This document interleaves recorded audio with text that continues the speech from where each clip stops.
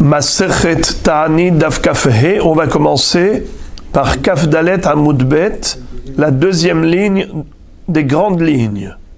Ahu Gavra de Ihyav Nagda Bebedina de Rava Mishum de Baal Kutit. L'histoire qu'on va raconter maintenant, c'est toujours dans le but de nous expliquer comment les Chachamim réussissaient à faire tomber la pluie pendant la période de sécheresse. Alors il était une fois un homme, Haou Gavra, cet homme-là, des Ihyav Nagda, qui a été condamné à la flagellation, c'est-à-dire que dans le Beddin de Rava, on va le sanctionner en lui infligeant des coups. Bebedina de Rava, dans le Beddin de Rava, Mishum de Baal Kutit, car il a été attrapé en flagrant délit lorsqu'il est rentré avec une Goya et il a eu une relation avec une Goya. Nagde Rava Umet. Rava a donné l'ordre de lui infliger ses coups, mais il y a eu erreur d'estimation, d'évaluation. C'est que cet homme est mort suite à ses coups. Car normalement, il y avait toujours un docteur qui était là pour évaluer, estimer la capacité et la possibilité pour cet homme de supporter les coups. Car le but n'était pas de le tuer, mais juste de le sanctionner pour qu'il ne recommence pas. Mais qu'est-ce qui s'est passé ? Eh bien, le médecin n'a pas évalué convenablement et les coups qu'ils ont donnés à cet homme lui ont causé la mort. Il a été dénoncé. Il y a quelqu'un qui a été raconté à l'empereur, au roi perse, Ishtama Milta Beshvor Malka. La chose a été entendue dans le palais royal du roi Chavor. Chavor, c'était les surnoms que l'on donnait à tous les rois perses, comme Paro, le pharaon, comme Kessar, César. C'était le surnom des rois. Donc il y avait soit Kessar pour les Romains, soit Paro pour les Égyptiens, soit Chavor pour les Perses. En tout cas, la mère de Chavor Malka, vous allez voir comment elle va intervenir par rapport à son fils le roi. Le roi, qu'est-ce qu'il a décidé de faire ? Ba'el et Tsaouré les Rava. Il a voulu faire du Tsa'ar à Rava, c'est-à-dire sanctionner Rava, qui a causé la mort de cet homme. Bien que cet homme, c'était un juif qui est mort, mais c'était suite à la correction que Rava avait voulu lui infliger, et par erreur, il est mort. Alors, le roi a dit, il faut sanctionner Rava. Amrale, Ifra Hurmiz, Ime, Deshvor Malka, Lebera. La mère de ce Chavor Malka s'appelait Ifra Hurmiz. Et pourquoi est-ce qu'elle portait ce nom de Ifra Hurmiz ? Rachidi, Karshema Ifra, Henyofi Shedi Mayala. Mais elle était de toute beauté comme une démone. Ça veut dire c'était une beauté qui dépassait l'entendement. Une beauté qu'on peut trouver que chez les démons. Ça c'est certainement avec tous les vêtements en or et les maquillages et tout ce qu'ils mettaient pour s'embellir. Et d'ailleurs une explication, pas celle de Rachi. Rachi dit qu'elle se nommait Ifra. Mais il y a ceux qui disent que Ifra, ça vient du mot du charme. Comme Ben Porat Yosef, Apirion Namteleh le Rabbi Shimon. Apirion Asalo Hamelech Shelomo. Alors, Ifra, Hormiz, la beauté des démons. Elle a dit à son fils, Shavor Malka, Lo lihve lach esek devarim bahade de Yehudae. N'essaye pas d'avoir affaire aux Juifs. C'est-à-dire, si tu vas aller maintenant faire des problèmes à Rava, ça va te coûter cher. Car le Dieu des Juifs les protège. Tu n'as pas intérêt à avoir des problèmes avec Rava.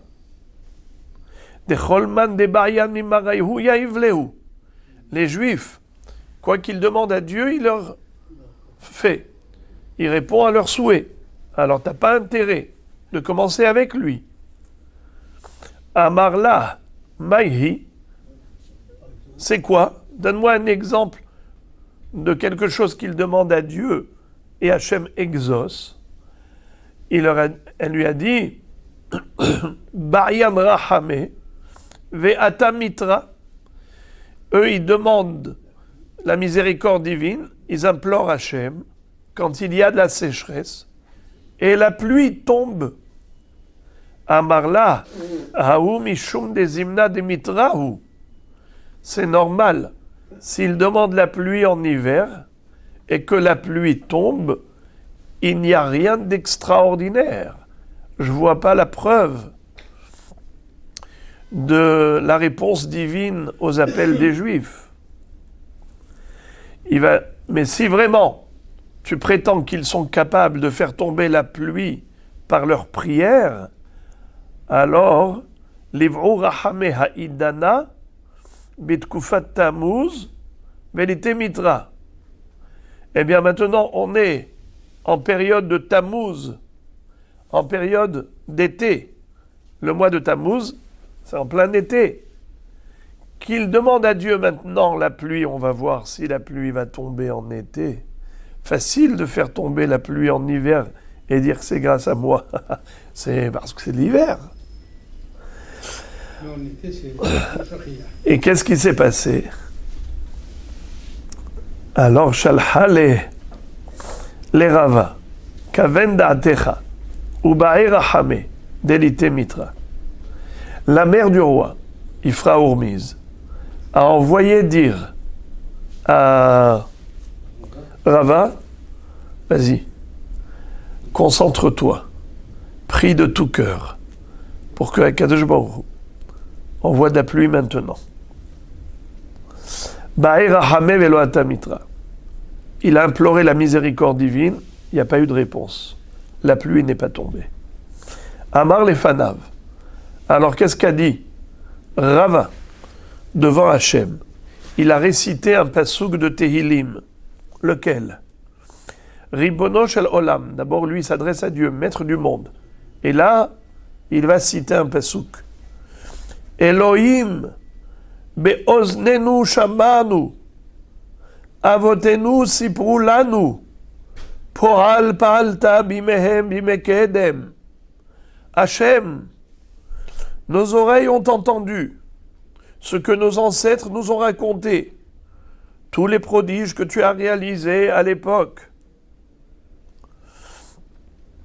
Mais nous, ve'anu be'enenu l'oraïnu, mais nous, on n'a rien vu. Ata mitra deshafour marzeve de tzipore le diglat. La pluie est tombée. Cette pluie était tellement abondante que même les gouttières de la ville de Tzipori se sont déversées dans le fleuve Hiddekel, qu'on appelle Diglat, en français le Tigre. Alors, il y a une correction. Il y a ceux qui disent qu'il ne faut pas lire Tzipori, Marzeve de Tzipori, les gouttières de la ville de Tzipori, parce que Tzipori, c'est en Eretz Israël, mais plutôt la ville de Mahoza, qui était la ville de Rava.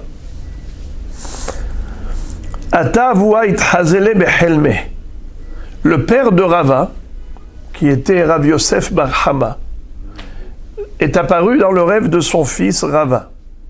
Et à Marley, il lui a dit, Mika de mitrach kame shemaya kulehai, puisque son père n'était plus de ce monde. Son père était dans le Olam Haba.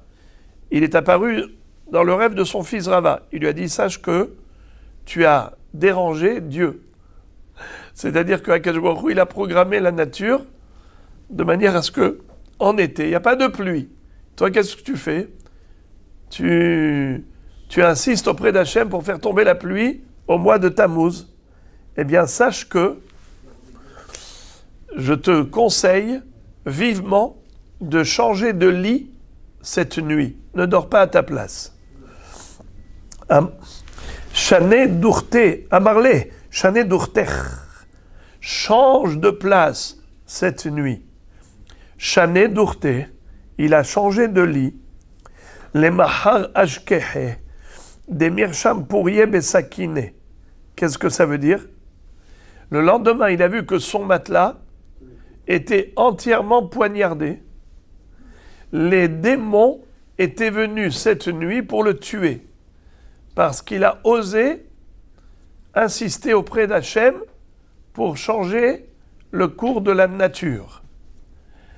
Eh bien, ils ont voulu le tuer dans son lit, mais il n'était pas dans son lit. Rav Papa, Gazar Ta'anita. La Gemara raconte une histoire. Rav Papa a décrété un jour de jeûne. Halash libé. Et, pardon, Velo atamitra, on va rajouter. Rav Papa, Gazar Ta'anita, Velo atamitra. Rav Papa a décrété un jour de jeûne et la pluie n'est pas tombée. Halash libé. Son cœur a été affaibli. Son cœur affaibli, ça veut dire deux possibilités. Soit que halishut ad-da'at, il a été démoralisé. Soit qu'il était fatigué physiquement. Saraf pincha de daïsa. Il a avalé, il a mangé une cuillère de bouillie, de daïsa, de semoule. Ubahe rachame velo atamitra. Il a prié encore, rien, pas de pluie. Amarle Rav Nachman. Alors Rav Nachman lui a dit de manière ironique, Bar Ushparti, c'est-à-dire fils de sa mère s'appelait Ushparti.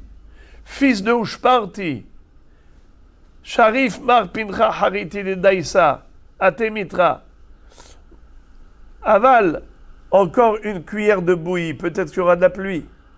Et comme il s'est moqué de lui, Irsif et Halash Da'ate. Donc on voit que la Gemara, quand elle dit Halash Libé et Halash Da'ate, c'est pas la même chose. Halash Libé, le cœur affaibli, ça veut dire que physiquement il était fatigué, donc il a mangé de la bouillie. Halash Da'ate, c'est qu'il a été démoralisé, dans le sens où, finalement, il voit que ça ne sert à rien tout ce qu'il fait. Et l'autre, carrément, il lui dit ah ben, on mange encore une cuillère de bouillie, peut-être qu'il va y avoir de la pluie. C'est de la moquerie. Pachout Rav Nachman s'est moqué de Rav Papa. Alors, Irsif. C'est quoi Irsif? Il a eu honte. Halash Da'ate, il a été démoralisé. Ve'ata mitra. Vous avez remarqué qu'à chaque fois qu'il y a démoralisation, qu'il y a brisure de l'orgueil, immédiatement, la pluie arrive. Ça veut dire que Akadosh Baruch Hu attend de nous qu'on se soumette à lui, qu'on réalise qu'il n'y a que lui qui peut nous aider. Rabbi Hanina ben Dosa, la Gemara nous raconte encore une histoire à propos de la pluie.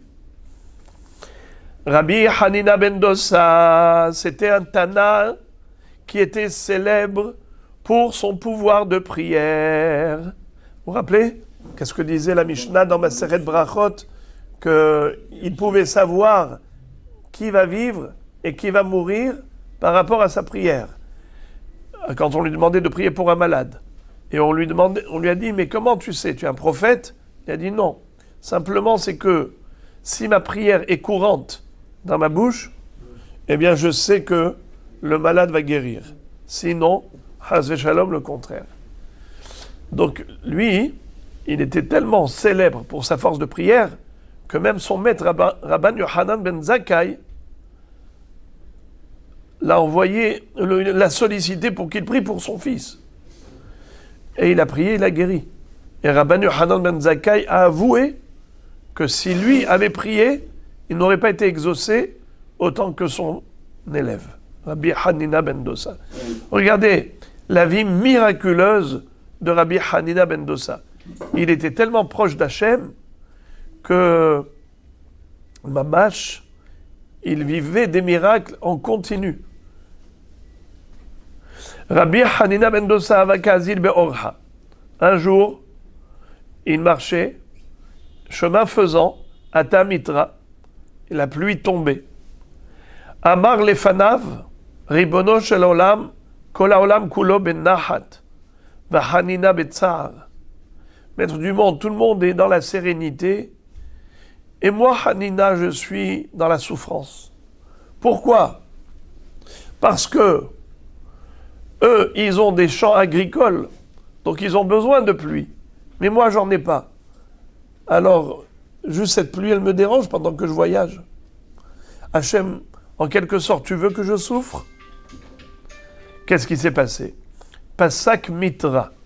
Immédiatement, la pluie s'est arrêtée. Kimata lebete, quand il est arrivé chez lui à la maison, Amar lefanav, il a dit devant Dieu, Ribono shel olam, maître du monde, Kol haolam kulo betzahar, Hanina ben nahat.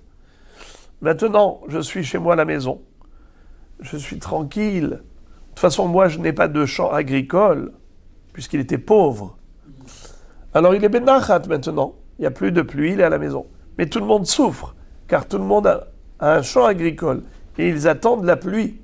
Kol haolam betzar, behanina ben nahat, sous forme interrogative. Atamitra. Alors la pluie s'est remise à tomber.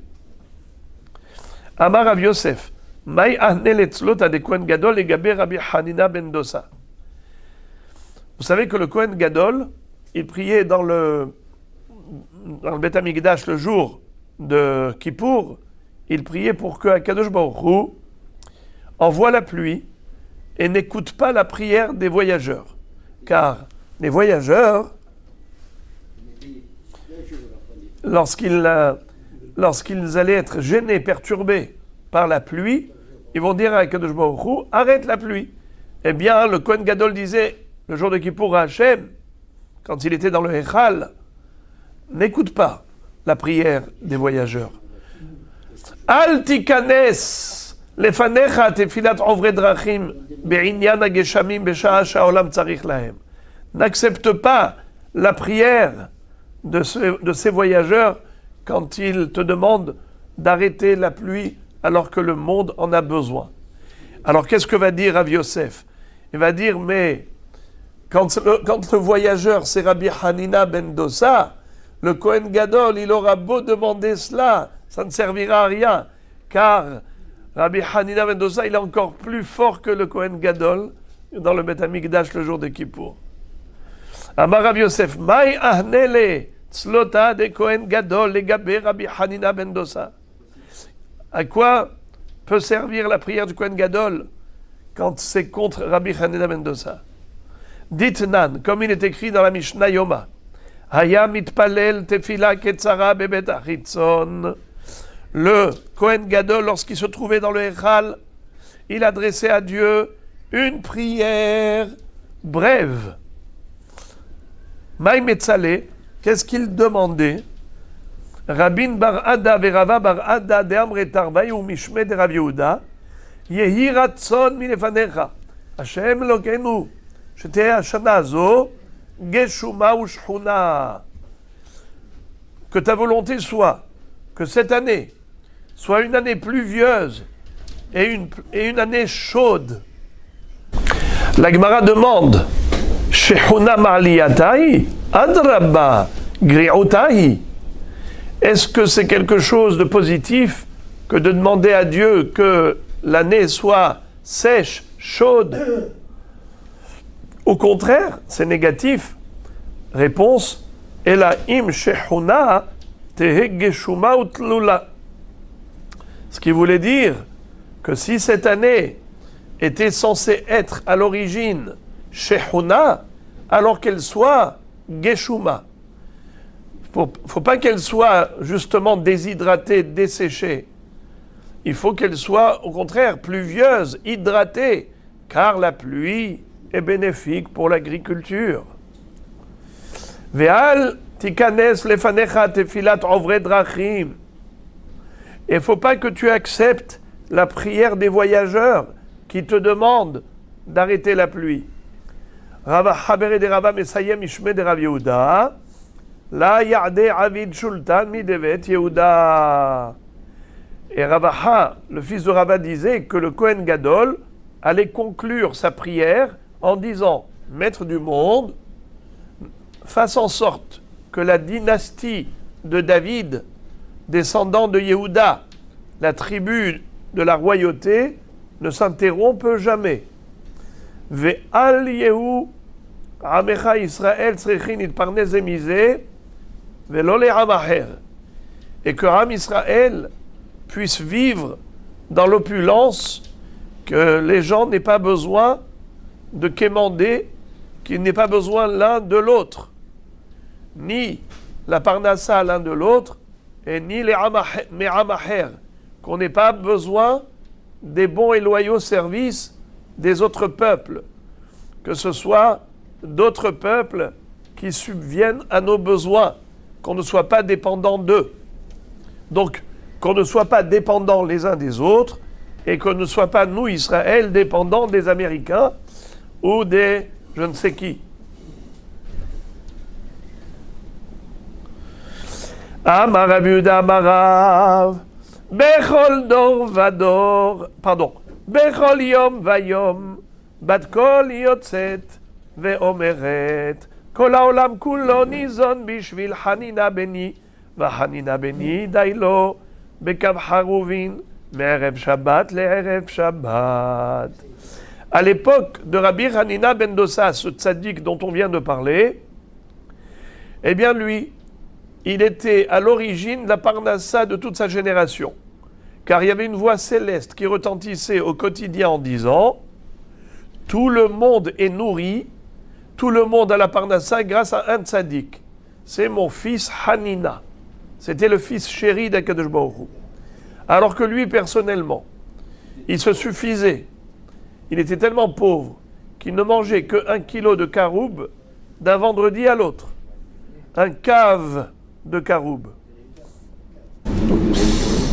En fait, ce tzaddik se privait tellement au profit de sa génération. C'est extraordinaire. Lui, personnellement, il se privait, il se suffisait du minimum. Et par son mérite, tout le monde avait le maximum. Hava regila de betu, le mihmat anura kol ma'ale de shabta veshadia ektarta. C'est-à-dire, son épouse qui vivait dans la misère, la pauvreté, elle n'avait même pas de quoi fabriquer du pain. Ça veut dire qu'elle n'avait pas de farine pour pétrir la pâte et faire du pain. Alors qu'est-ce qu'elle faisait tous les vendredis pour qu'on ne dise pas qu'elle est différente de toutes les femmes d'Israël qui cuisaient leur halot?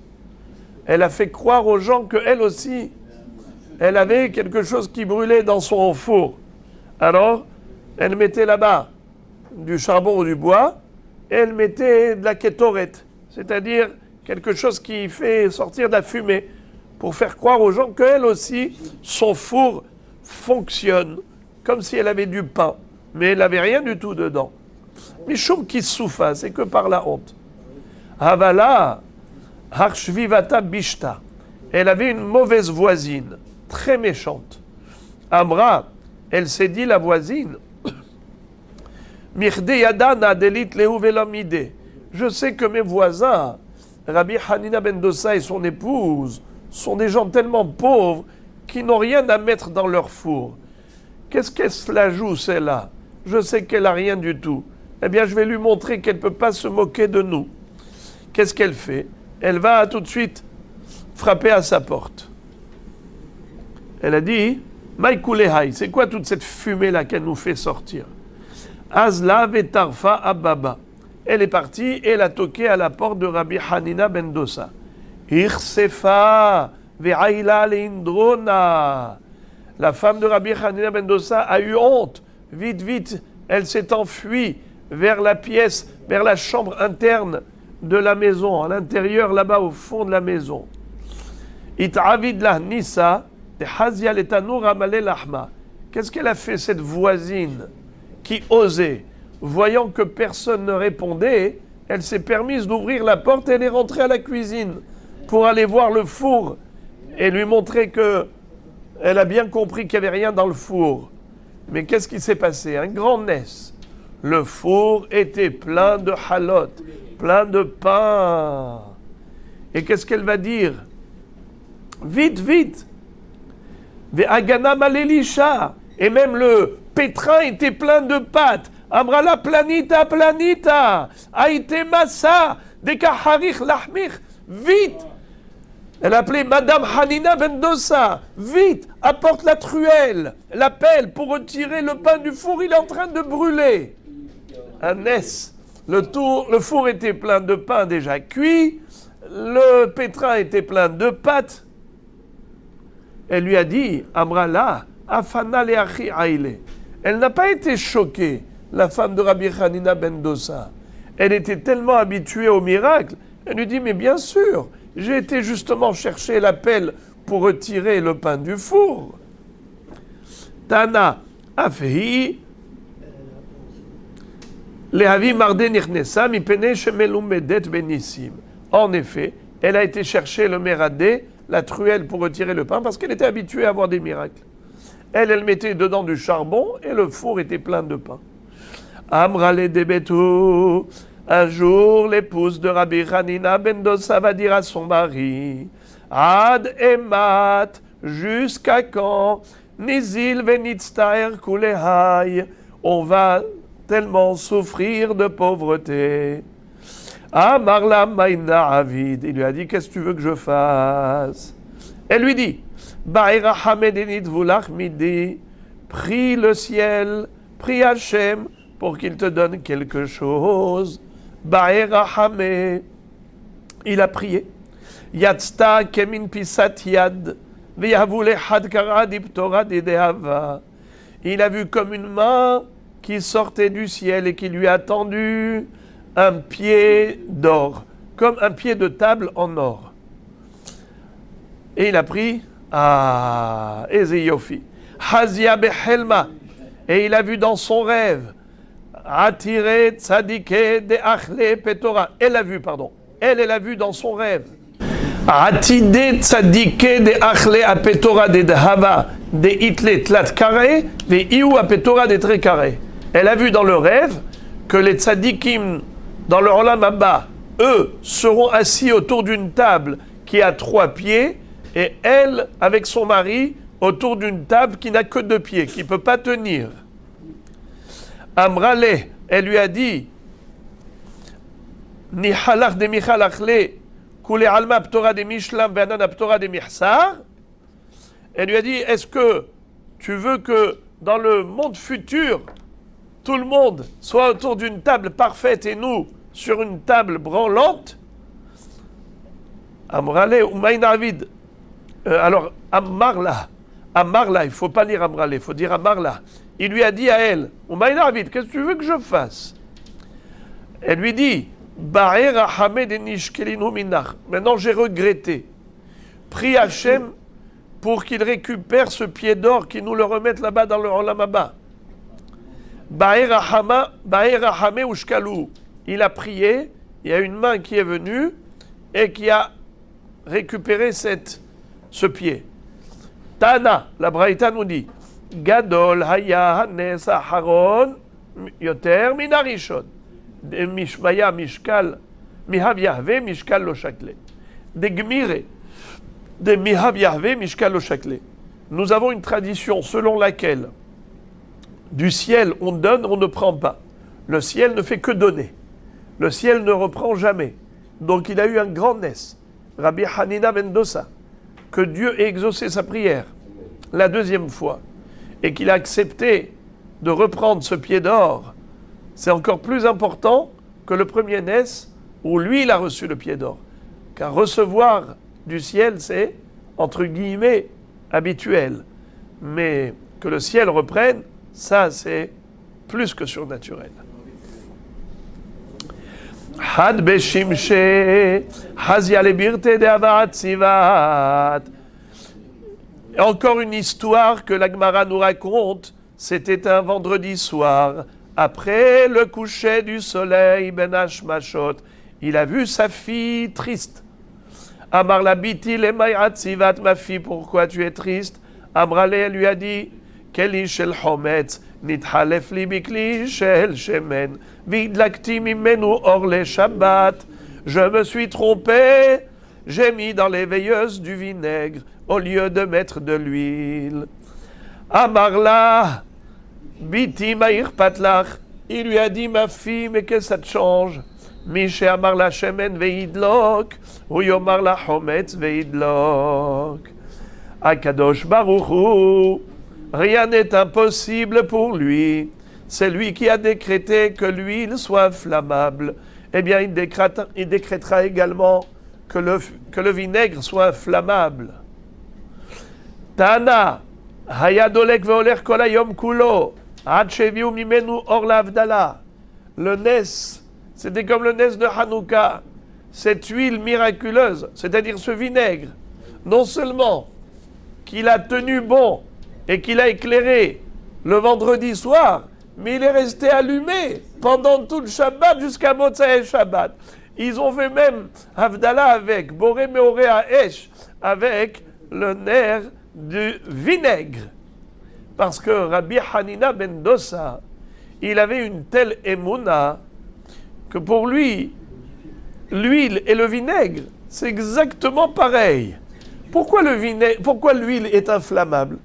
Parce qu'Akadosh Baruch Hu, c'est lui qui a décidé. Hu amar vayehi, hu tziva vaya'amod, baruch she'amar vehaya ha'olam, mi she'amar la shemen veidlok, yomar la hometz veidlok. Si l'huile est claire par rapport à la volonté d'Hachem, Akadosh Baruch Hu, s'il veut, il peut faire en sorte que même le vinaigre est clair. Voilà les frères. La Emouna. Rabbi Hanina ben Dosa, il était tellement confiant à Hachem, une telle confiance à Akadosh Baruch Hu que pour lui, il vivait avec Hachem, complètement. Alors Hachem était avec lui. Aïe, aïe, aïe, aïe, Hachem tzilecha al yad yeminecha. Hachem tzilecha al yad yeminecha. Hachamim nous disent, Dieu te protège comme l'ombre qui protège du soleil. Et pourquoi on a pris ça comme exemple? L'ombre, c'est pour te dire que Akadosh Baruch Hu se comporte envers l'homme comme une ombre. Comme quand tu mets une main sous le soleil, tu as l'ombre d'une main. Tu mets un doigt, tu as l'ombre d'un doigt. Ainsi, si ta confiance est parfaite, alors la protection sera parfaite. Si elle n'est que partielle, la protection n'est que partielle. Hachem, tzilecha. Dieu est ton ombre. Rabbi Hanina ben Dosa, il avait une confiance parfaite en Hachem. Alors sa protection était parfaite. Encore une histoire de Rabbi Hanina ben Dosa. Rabbi Hanina ben Dosa voulu Anach Izeh. Rabbi Hanina ben Dosa avait des chèvres. Vous allez voir plus tard que ce n'étaient pas des chèvres qui lui appartenaient à lui, parce que lui, il était tellement pauvre qu'il n'avait pas de chèvres. On a dit qu'il mangeait que des caroubes. Alors d'où il a eu ces chèvres? On verra après l'histoire. Amroul et Kamafsedan, ils ont dit à Rabbi Hanina ben Dosa, cher Rabbi Hanina, tes chèvres, elles sont source de problèmes pour le voisinage. Elles rentrent dans le champ des gens, et elles vont manger et elles vont dévorer les fruits et les plantes qui se trouvent dans les jardins, et elles nous causent plein de problèmes. Amar, il a dit, ce n'est pas vrai. Si c'est vrai ce que vous dites, que mes chèvres vous font du mal, vous causent des dommages, alors qu'elles soient dévorées par des ours. Veilo, sinon, kol hada ve hadat etile urta duba bekarnayu.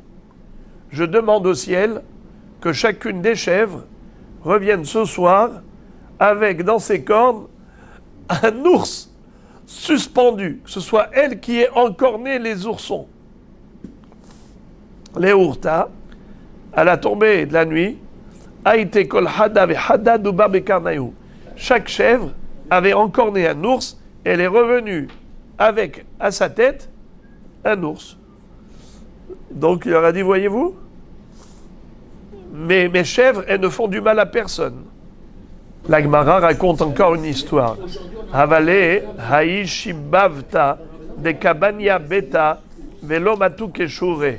Atia le kame amra le baniti beti velo kamatu keshurai. Amarla ma shemer amra le aichu. Amar aichu nimtu kshurair. Il était une fois une voisine de Rabbi Hanina ben Dosa. Elle est venue, elle a construit une maison, mais elle a eu un gros problème technique, c'est que les poutres n'allaient pas de part en part, d'un mur à l'autre. Elle n'arrivait pas à trouver des poutres qui étaient suffisamment longues, ou bien qu'elle était pauvre et elle n'avait pas de quoi se permettre d'acheter des poutres qui étaient suffisamment longues. Alors, elle était embêtée. Et elle a croisé Rabbi Hanina ben Dosa. Elle lui a dit, Rabbi, j'ai construit ma maison, mais mes poutres ne vont pas d'un mur à l'autre. Amarla, il lui a dit, ma shemer, comment t'appelles-tu? Elle lui a dit, je m'appelle Aïrou. Alors il a dit, Aïrou, Nimtuk Shuraïr, que tes poutres se rallongent, Madame Aïrou. Tana, la Braïta nous raconte qu'est-ce qui s'est passé suite à la prière de Rabbi Hanina ben Dosa. Non seulement que les poutres se sont rallongées pour atteindre d'un mur à l'autre, mais carrément ils ont débordé une coudée d'un côté et une coudée de l'autre de débordement.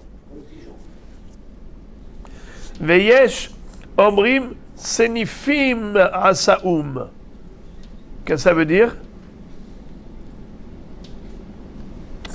Comme si, miraculeusement, il y a eu comme ça des morceaux de bois qui se sont collés. Ce n'est pas la poutre elle-même qui s'est rallongée, c'est qu'il y a eu des annexes, des greffes, miraculeusement. Snifim asaoum. Tanya, Plimo Omer, Plimo raconte. Plimo, c'est le nom d'un hacham. Il a raconté, Ani ra'iti oto abayit. Moi, j'ai vu cette maison. Vehayu korotav yotzot amalechan ve amalechan. Et je voyais les poutres qui dépassaient d'une coudée de chaque côté. Vehamrouli, et on m'a dit, Baïtze, Shekira Rabbi Hanina ben Dosa bitfilato. C'est la maison, c'est le toit qu'a fabriqué Rabbi Hanina ben Dosa avec sa prière. Ça veut dire qu'il a recouvert cette maison d'un toit produit par la prière. C'est plus économique. Ve Rabbi Hanina ben Dosa, Mechan Havule Izim. La Gemara maintenant rebondit sur la première histoire, l'histoire des chèvres. Et elle dit, mais comment Rabbi Hanina avait des chèvres? Deux questions se posent. La première, Ve'ani Hava. Il était pauvre. Alors comment, s'il avait à peine des caroubes, comment il avait des chèvres? Secondo, Ve'od, Amru Hachamim, En Megadelin Behemadaka Be'eretz Israël. On n'a pas le droit de faire de l'élevage, de Behemadaka, de menu bétail en Israël, parce que les chèvres, elles se permettent d'aller dans le champ des gens et de faire du carnage et d'endommager. Donc comment est-ce que Rabbi Hanina ben Dosa qui habitait Eretz Israël s'est permis de faire un élevage de chèvres? Réponse, Amar Rav Pinhas. En fait, ce n'était pas ses chèvres à lui. Écoutez l'histoire. Maaseh ve'avar Adam echad al petach beto. Ve'iniach sham tarnegolin. Il était une fois un homme qui, chemin faisant, s'est reposé à côté de la maison de Rabbi Hanina ben Dosa. Et il était porteur de poules. Ces poules, il les a déposées devant la porte de Rabbi Hanina ben Dosa. Et quand il s'est réveillé, il est parti, il les a oubliées là-bas. Qu'est-ce qui s'est passé quand l'épouse de Rabbi Hanina a ouvert la porte? Metza'atan ishto shel Rabbi Hanina ben Dosa, elle les a trouvées, la femme de Rabbi Hanina. Amarla, al tochli mi betsehen. Qu'est-ce qu'a dit Rabbi Hanina à son épouse? Ne mange pas des œufs pondus par ces poules, car ce sont des œufs qui appartiennent aux propriétaires des poules. Vehirbu betsim tarnegolim vayu metzaharim otam. Qu'est-ce qui s'est passé? Les œufs ont donné des poussins. Les poussins ont donné des poules. Et les poules ont donné des œufs. Et les œufs ont donné des poussins. Et finalement, il y a tout un poulailler qui se trouve ici à la maison. Et donc Rabbi Hanina et son épouse souffraient de garder, de conserver tout ce poulailler à la maison. Qu'est-ce qu'il a fait? Il les a vendus et il a acheté des chèvres à la place. Ça veut dire que le prix d'une chèvre, c'est plusieurs poules. Comme ça, il y en a beaucoup moins. Paramahat, avaroto adam shavdu mimenu atarnegolim. Un jour, cet homme est repassé par là, celui qui avait perdu les poules. Mais Amar la Havero, il a dit à son ami, Bekan inarti atarnegolim sheli. Il y a quelques années, c'est là où j'avais posé ici mes tarnegolim. Shama Rabbi Hanina Marlo. Rabbi Hanina l'a interpellé, lui a dit, Yeshlecha baem siman. Il lui a dit, est-ce que tu avais un signe distinctif dans ces poules? À Marlo Hen. Il lui a dit oui. Il lui a donné le siman. Natan lo siman ve natal et ta'izin. Ve hen hen izé daitu doubé bekarnayu. Il lui a dit viens voir ce qui t'appartient. Il lui a montré toutes les chèvres. Tout un enclos de chèvres. Il lui a dit ça c'est à toi. Il lui a dit ça c'est à moi. Mais j'ai oublié ici 2 poules. Comment je retrouve 20 chèvres? Il lui a dit eh ben voilà. C'est le produit de tes poules qui te reviennent de droit. Et moi, merci, tu m'as donné l'occasion de faire la mitzvah de Hashavat Aveda, de restituer l'objet perdu à son propriétaire. Merci de m'en avoir donné l'occasion. C'est de ces chèvres qu'il s'agit lorsqu'on a dit qu'elles sont revenues avec des ours suspendus à leurs cornes. Miraculeusement. Mais la question qui se pose, mais on avait dit qu'on n'a pas le droit de faire de l'élevage de chèvres en Eretz Israël. Alors comment se fait-il que Rabbi Hanina ben Dosa ait acheté des chèvres à la place? Alors Behemet,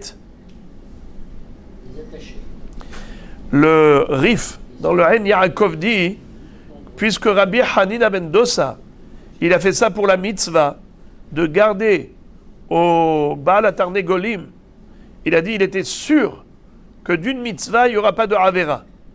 Je suis certain que ces chèvres ne vont pas endommager le jardin des autres. Et c'est vrai que quand les autres lui ont dit « Eh oh, tes chèvres, elles nous causent des dommages », il a dit « Si c'est vrai, qu'elles se fassent dévorer. Et si c'est faux, que ce soit elles qui encornent des ours. » Et le Ness a eu lieu pour démontrer qu'il n'avait pas tort. Ça, c'est une explication. Mais certains, le Maharsha dit que selon certaines versions, dans la Gemara, il n'y a pas l'histoire de Izim, il n'y a pas de chèvre.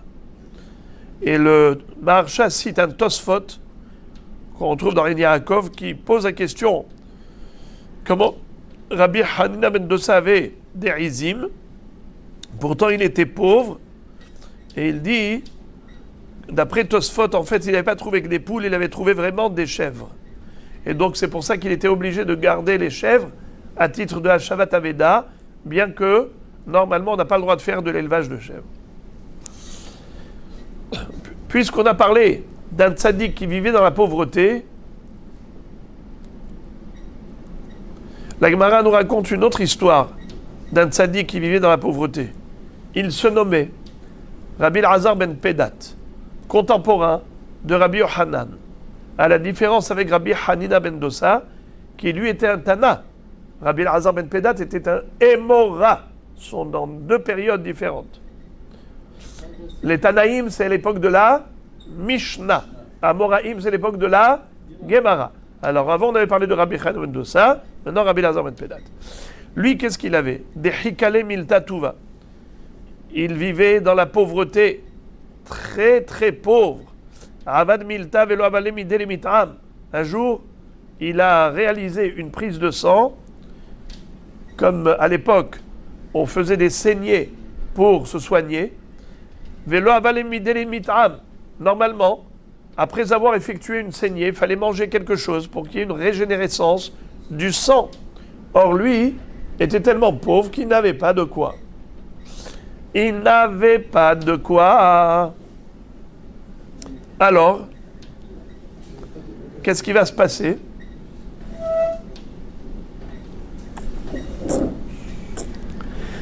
Chakal Bera des Touma. Puisqu'il n'avait pas de quoi manger après la saignée, il a pris une dent d'ail, une gousse d'ail.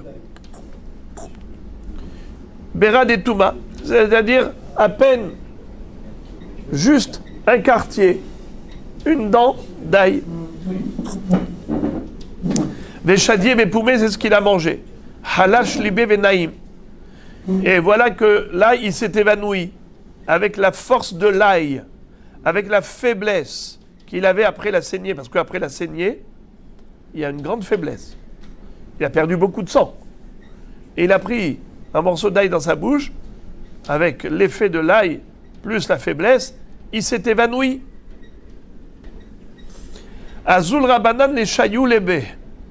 Les Hachamim ont été lui rendre visite. Qu'est-ce qu'ils ont vu? Qu'il était dans un état d'inconscience. Haziou de Kabachi ve Haïr ve Nafak Tsutsita de Noura Meapute. Ils l'ont vu en train de pleurer dans son rêve, en train de rire, et comme une étincelle de lumière qui est sortie de son front. Qui tard, quand il a retrouvé connaissance, il s'est réveillé, Amroulé, ils lui ont dit, Maïtama Kabachit, les Hayart, pourquoi tu as pleuré, tu as ri? Amar Léou, il leur a dit, parce qu'il a vu dans son rêve, des Havayativ Imi Akadosh Baruchou, qu'Akadosh Baruchou était avec lui, Ve'amrele, et je lui ai dit, j'ai dit à Dieu, Admata Yetztaher Behai Alma, jusqu'à quand dois-je souffrir dans ce monde? Ve'amarli, il m'a répondu, El Hazar Beni, Ni Halar de Afrele Alma Merecha, est-ce que tu voudrais que je réduise le monde au néant et à ce moment-là je vais le recréer? Efchar de Mitialdat, Beshata Dimzone. Il est fort possible que dans la nouvelle création du monde, toi et Elazar ben Pedat, tu vas naître dans un mazal de richesse, dans un mazal de Parnassa. Toi, pour l'instant, tu es né, selon la programmation du monde que j'ai créé, tu es né avec un mazal de pauvreté. Si tu veux, je réduis le monde au néant, je le recrée, peut-être que tu vas naître à ce moment-là avec mazal de Parnassa. Amré les Kamé, alors j'ai dit à Dieu, Kulehai ve Efchar, quoi? Tout ça pour peut-être. Ça veut dire que tu vas détruire le monde, tu vas le recréer, et peut-être, ce n'est même pas sûr que je vais naître avec un mazal de Parnassa. Alors dans ce cas-là, j'ai une question à te poser, Hachem. Amrele, des haïs tfe ou des haïna? Ce que j'ai vécu déjà, c'est la majorité de ma vie, ou bien il me reste à vivre la majorité de ma vie. Par exemple, quelqu'un qui doit vivre 100 ans, 51 ans, c'est la majorité. Alors il lui a dit, est-ce que ma vie qui est déjà vécue, est-ce que la majorité est déjà passée? Ou bien est-ce que c'est que la minorité, il me reste encore la majorité? Amarli, il m'a dit, des haït, ce que tu as déjà vécu, c'est la majorité. Amré les kameh, j'ai dit à Dieu, j'ai dit devant Hachem, imken lo ba'ina.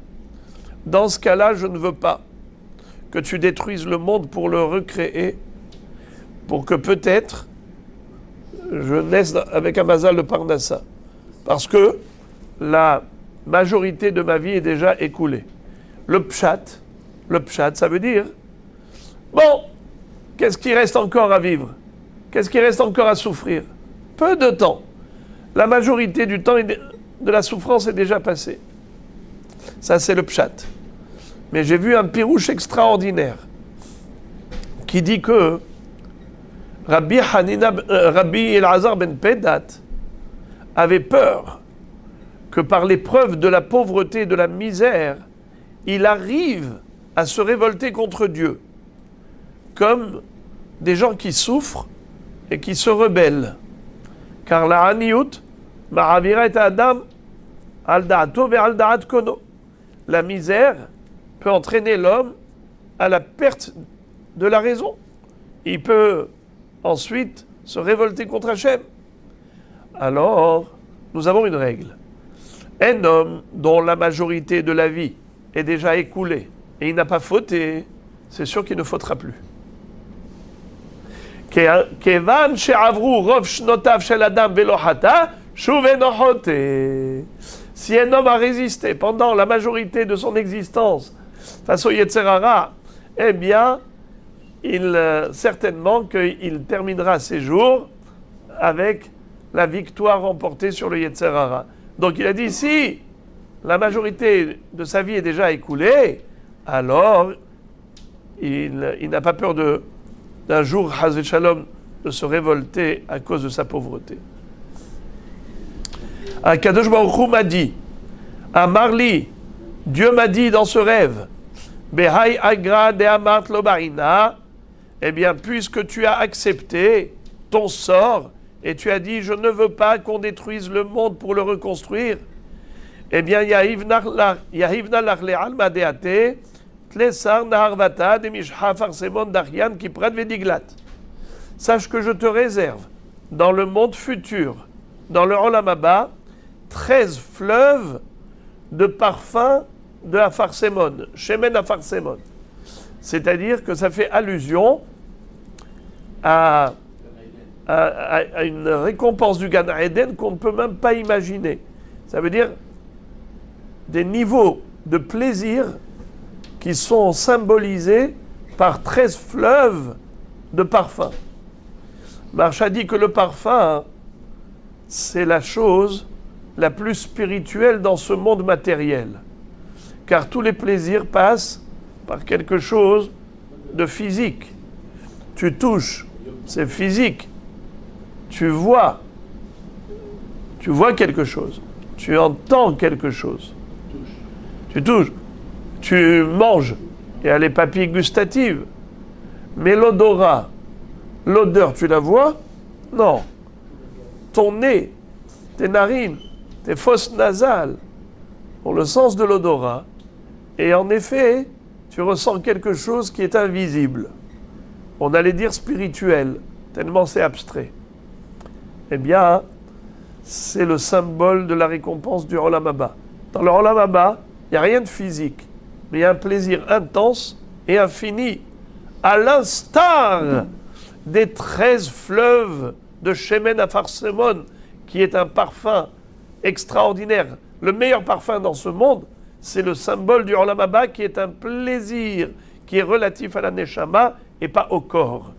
Comme il est écrit, Kol ha-Neshama tehalelia Halleluja.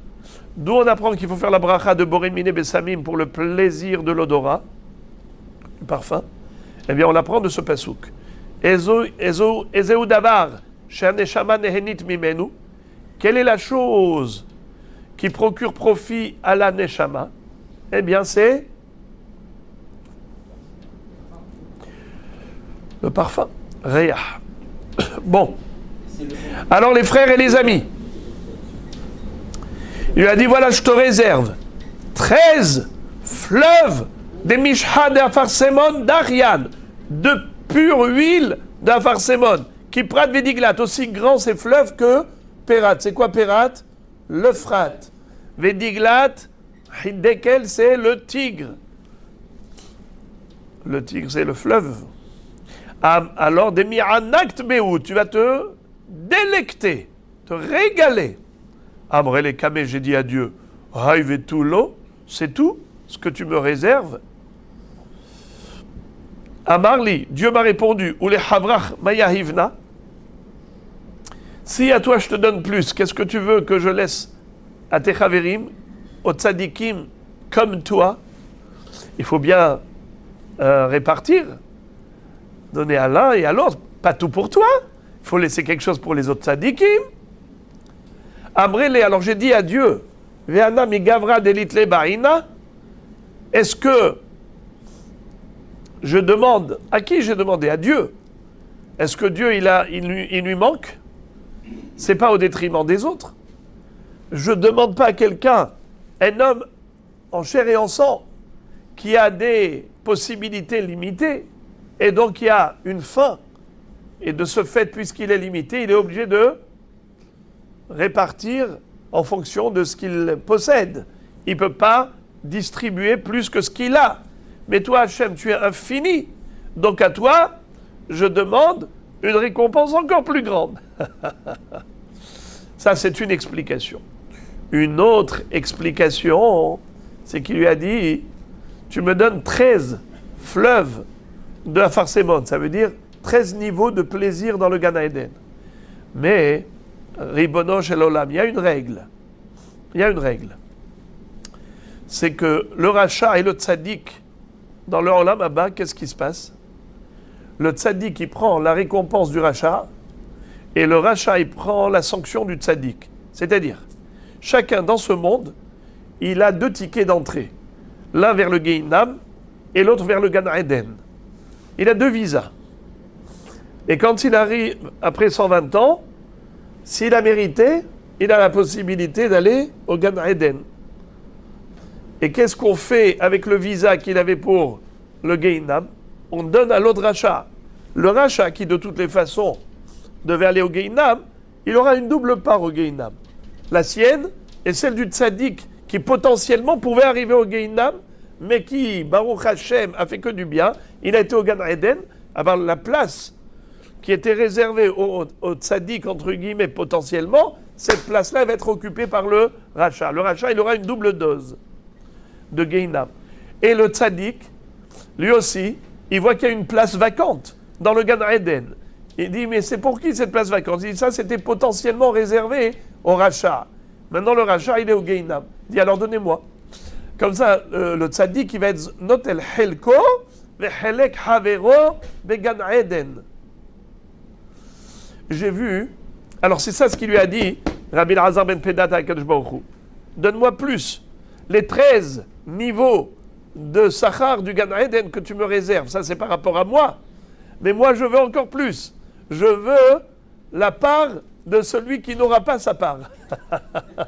À savoir le Racha qui lui n'arrivera pas ici pour encaisser ce qu'il aurait pu mériter, puisqu'il n'est pas venu, donne-moi sa part. Ça c'est la deuxième explication. Anami Gavra Delit Lehbaina.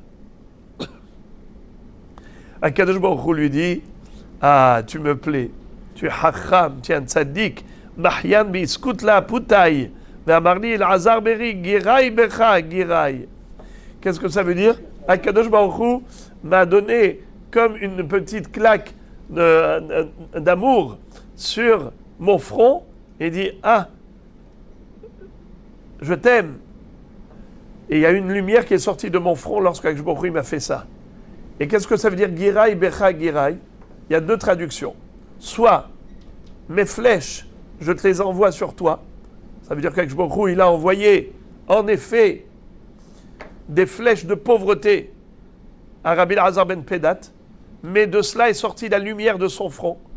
En d'autres termes, si on peut expliquer de manière allusive, c'est que grâce au fait qu'il ait accepté de vivre dans des conditions précaires et il ne s'est pas révolté contre Akadosh Baruch Hu, il a été Mekabel et Isurim Be'ahava, de là est sortie la lumière de son front.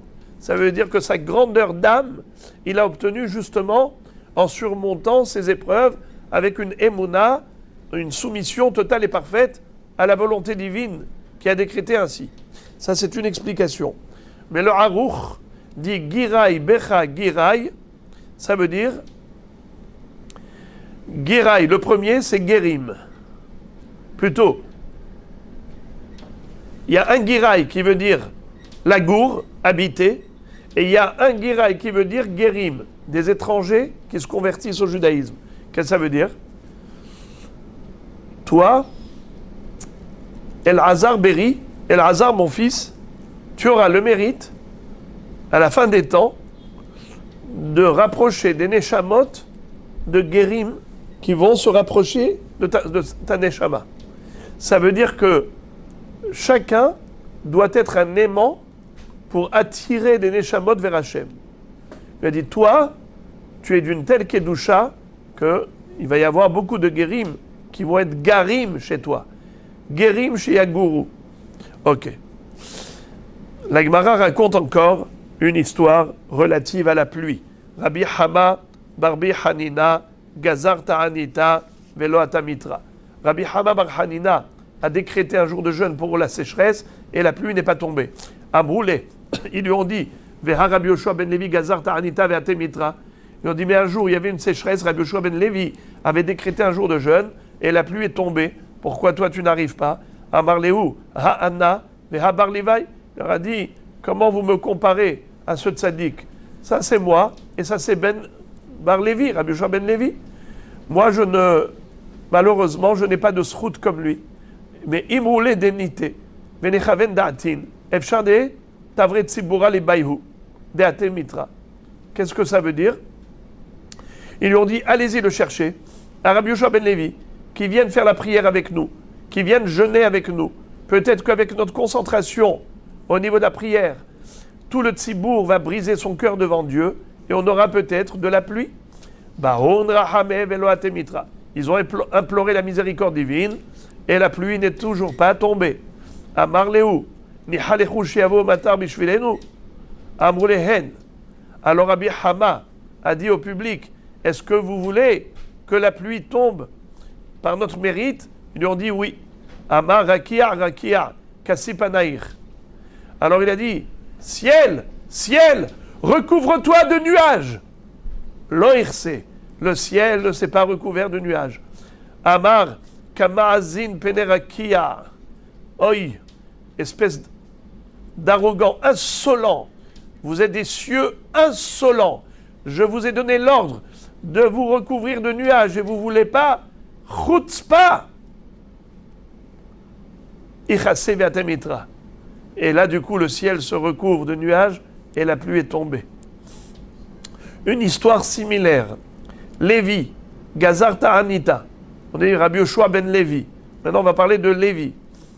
Lévi, ce tzaddik, ce grand chacham, il a décrété un jour de jeûne pour arrêter la sécheresse et que la pluie tombe. Mais loata mitra, mais la pluie n'est toujours pas tombée. Amar les fanav, il a dit devant Dieu des paroles. Attention les amis, respirez un coup. Ces paroles vont être très graves, très très graves, et ça va lui coûter cher. Il va dire à Dieu, Ribono shel olam maître du monde, Alita v'yashavta bamarom. Toi, tu es monté, tu t'es installé dans les hautes sphères célestes. Ve'en ata merachem al banecha. Et tu n'as pas pitié de tes enfants. Comme en d'autres termes, toi là-haut, tu es tranquille, tu t'es installé là-haut, et tu es indifférent à notre souffrance. Ve'ata mitra, la pluie est tombée. Ve'itla, mais il a été puni, il est devenu boiteux. Sa hanche s'est disloquée. Amar Rabbi Elazar, le'olam al yati ahadam dvarim klape ma'ala. Un homme ne doit jamais se révolter et adresser à Dieu des paroles de rébellion, de manière insolente. Share Adam Gadol itiach dvarim klape ma'ala, ve'itla umano Lévi. Comme nous voyons qu'un homme qui s'est permis d'adresser à Kadosh Baruch Hu des paroles audacieuses, ça lui a coûté cher, il est devenu Soléa. La Gemara pose la question, elle dit, ah bon, Vehagar Malé, est-ce qu'il est devenu boiteux à cause de cette raison, à cause de cela?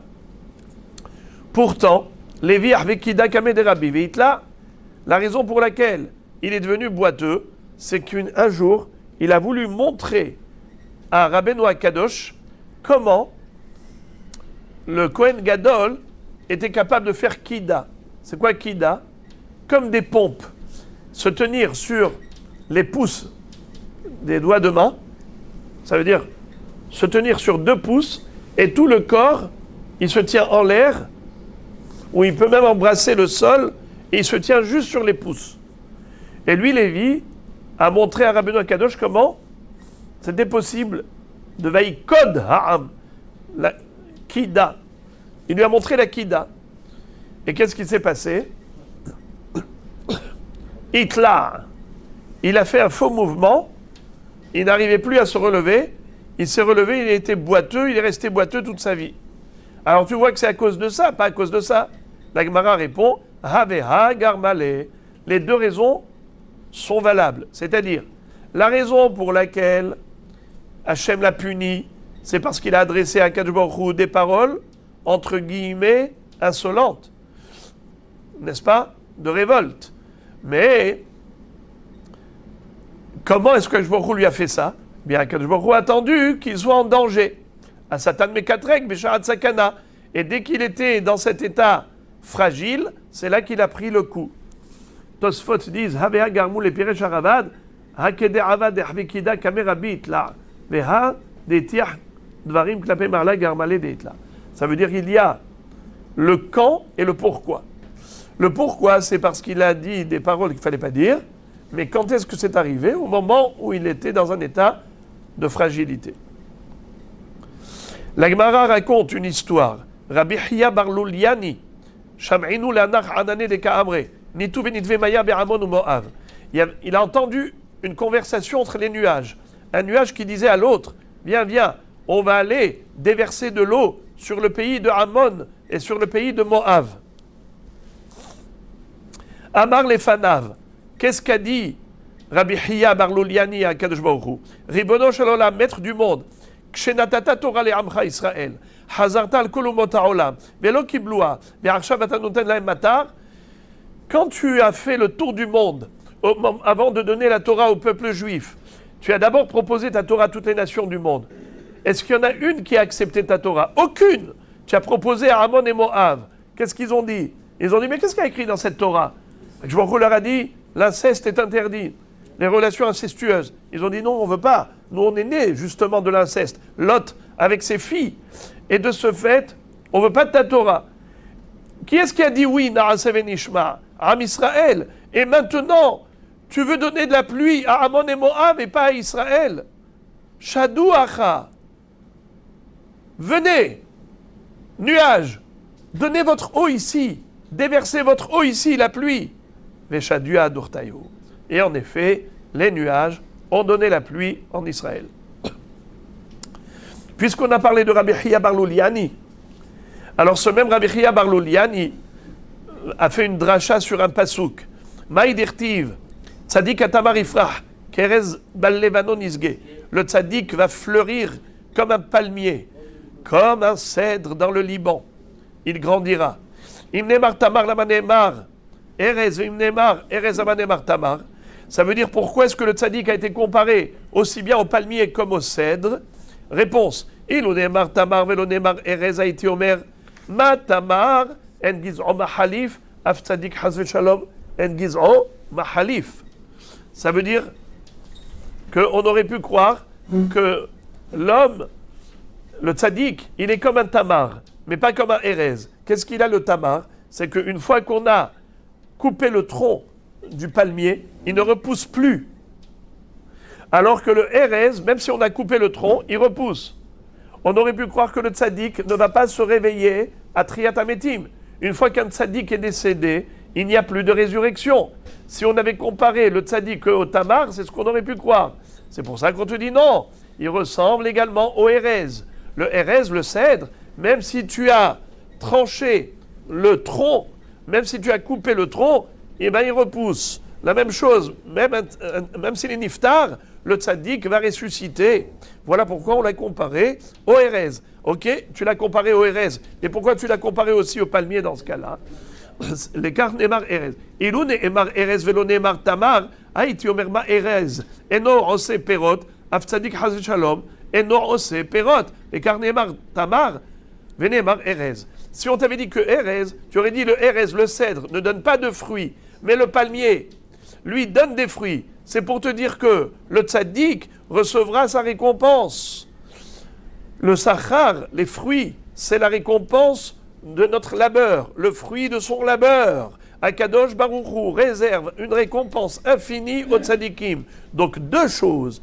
Le tzaddik est comparé au tamar, et il est comparé au cèdre. Tzaddik katamar ifrah, ke erez balevanon isge. Deux choses. La récompense pour tous ses efforts et la résurrection même après la mort.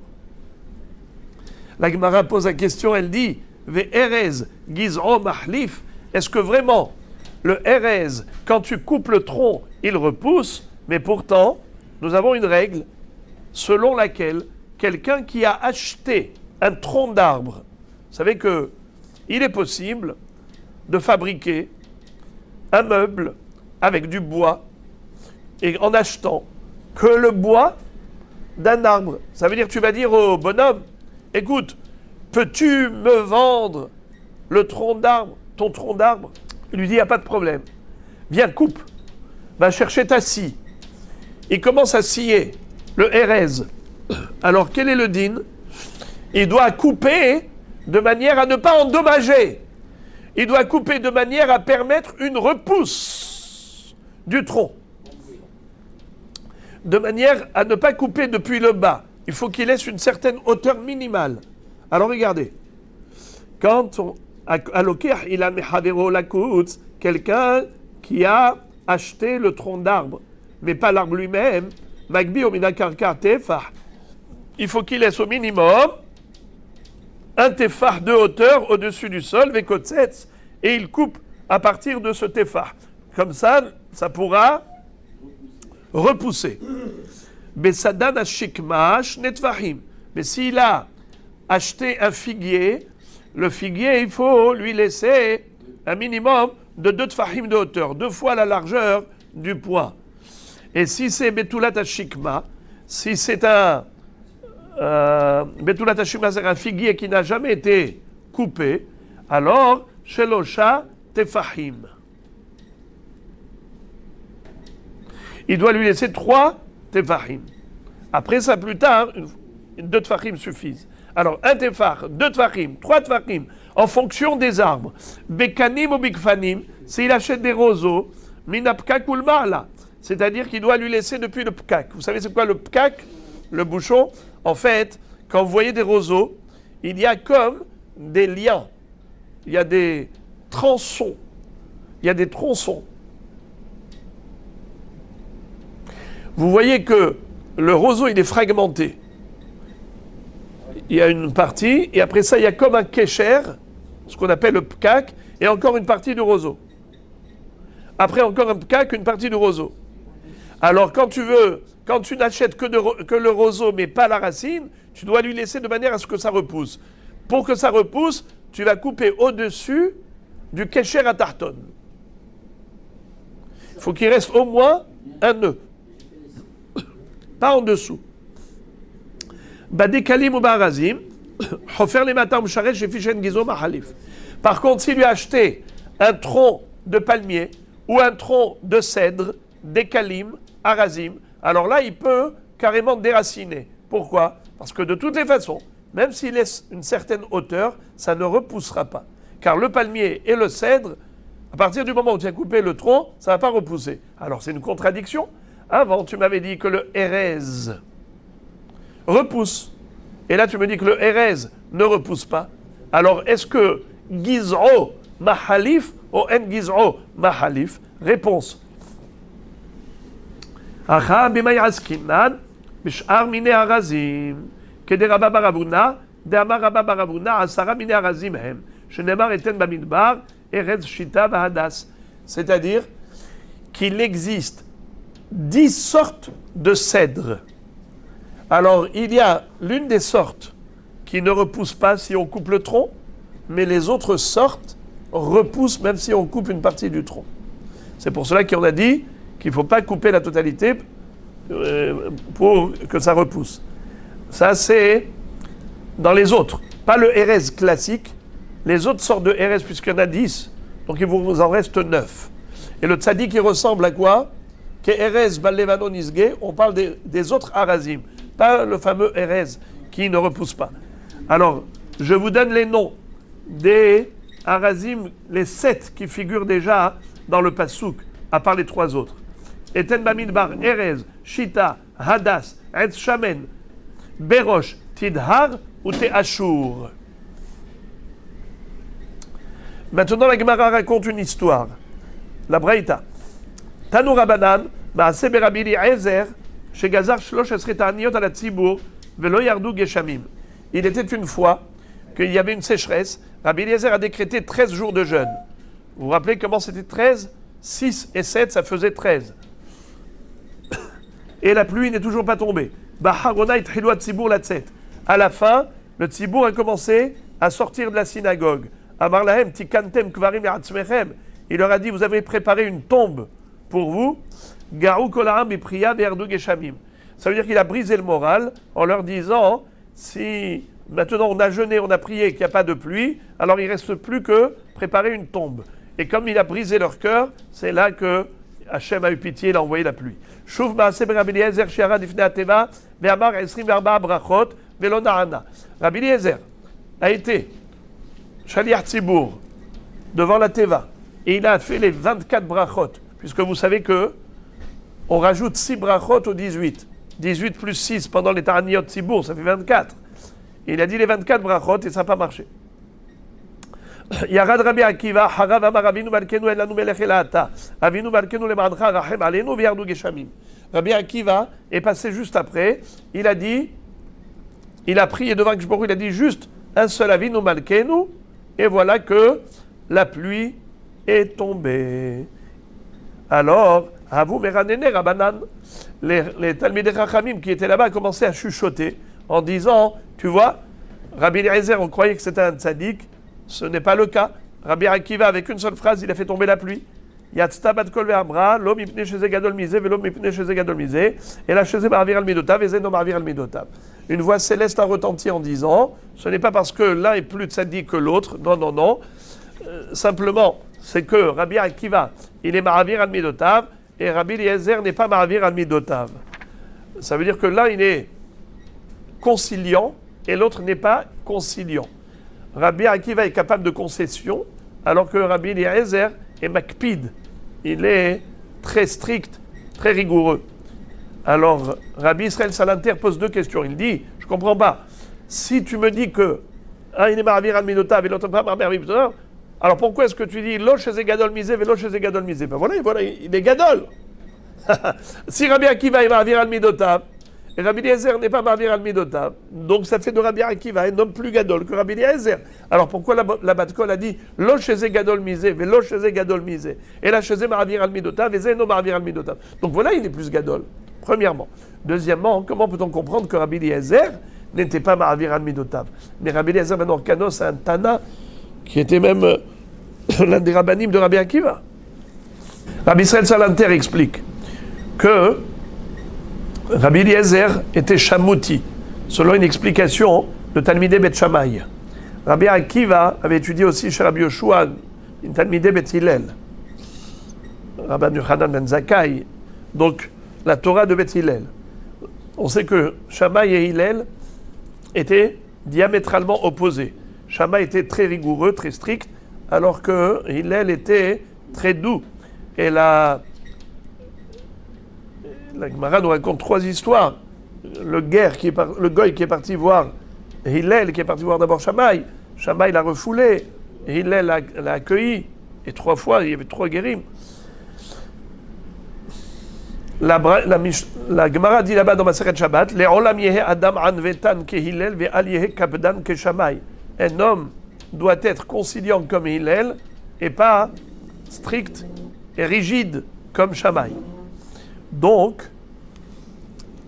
nous voyons ici que Shammai et Hillel étaient différents. Question, est-ce que Shammai était comme ça parce que il était coléreux? Il aimait se chamailler? Shammai n'était pas ne réagissait pas par colère ou par nerf qu'il n'arrivait pas à maîtriser, Haz Veshalom. C'est qu'il défendait le kavod à Torah. C'est qu'il se disait, c'est comme ça qu'il faut défendre la Torah, la protéger. Il faut que ce soit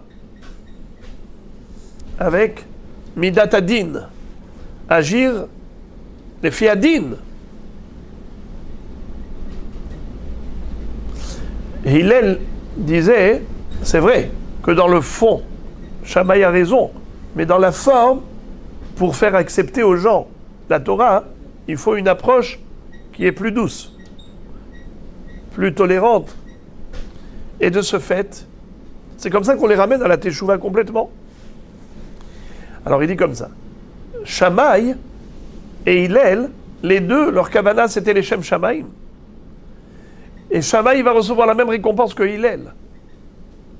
Seulement, maintenant, une fois que la Gemara a tranché la halakha, elle dit qu'il faut se comporter comme Hillel et pas comme Shammai, alors maintenant, nous, on ne doit pas faire comme Shammai, on doit faire comme Hillel. Parce que maintenant, la halakha, elle a été tranchée. Mais à l'époque, Rabbi Akiva, il faisait comme Beth Hillel. À l'époque, Rabbi Eliezer, il faisait comme Beth Shammai. Ça n'avait pas été encore tranché. Donc, Rabbi Eliezer, lui, en tant qu'élève de Shammai, il est obligé de faire comme Shammai. Il va avoir la même récompense que Rabbi Akiva. Seulement, quand tu viens demander de la pluie, c'est quoi pourquoi il y a eu la sécheresse? Parce que Am Israël a fait des avérotes. Alors pourquoi tu demandes la pluie si Hachem a décidé de sanctionner? C'est à titre de pitié. Tu dis, ok, on ne mérite pas. Pitié, pitié. Midat Arahamim. Oui, mais c'est Mida Keneged Mida. Si toi, tu te comportes avec Din, tu ne peux pas demander Rahamim. C'est Midat Adin aussi. Comme de la même façon que toi, tu exiges le Din des autres, ben Baruch Hu aussi, il exige le Din. C'est pour ça que Rabbi Eliezer n'a pas réussi à obtenir la Rahamim. Tandis que Rabbi Akiva, qui lui se comporte selon la Shita de Beth Hillel, le Midat Rahamim, donc Kol HaMerachem ala Biriot, mais Rahamin alav min Hashamayim, il peut obtenir d'Akadosh Baruch Hu la clémence et la miséricorde, Mida Keneged Mida,